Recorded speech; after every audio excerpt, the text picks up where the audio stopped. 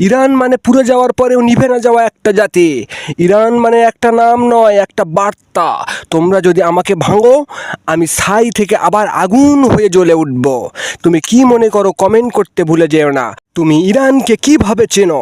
একটা মধ্যপ্রাচ্যের দেশ ইরান, সংঘর্ষে জর্জরিত একটা নাম। আমি বলি ইরান মানে একটু করো সাহস। ইরান মানে মাটিতে পড়ে থেকেও আবার উঠে দাঁড়ানোর গল্প, যেখানে একটার পর একটা নিষেধাজ্ঞা, যেখানে প্রতিদিন বোমা, আগুন, আতঙ্ক, সেখানে মানুষ রুটি ভাগ করে খায়, সেখানে মায়েরা সন্তানকে জড়িয়ে রাখে সাহস দিয়ে, আর বাবারা জীবন বাজি রেখে এগিয়ে যায় সামনে।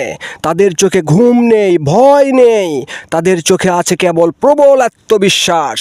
তারা জানে দুনিয়া হয়তো তাদের দিকে আঙুল তুলবে, কিন্তু তারা মাথা নিচু করবে না, কারণ তারা জানে জয় মানে শুধু বিজয় না, জয় মানে নিজের অস্তিত্ব রক্ষা করা। ইরান বারবার ভেঙেছে, তবুও আবার দাঁড়িয়েছে। তারা প্রমাণ করেছে একটা দেশের আসল শক্তি ট্যাঙ্ক বা অস্ত্র না, বরং মানুষের ভিতরের আগুন। ইরান মানে পুড়ে যাওয়ার পরেও নিভে না যাওয়া একটা জাতি। ইরান মানে একটা নাম নয়, একটা বার্তা।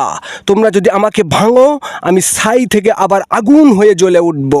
তুমি কি মনে করো কমেন্ট করো, শেয়ার এবং সাবস্ক্রাইব করতে ভুলে যেও না। ধন্যবাদ।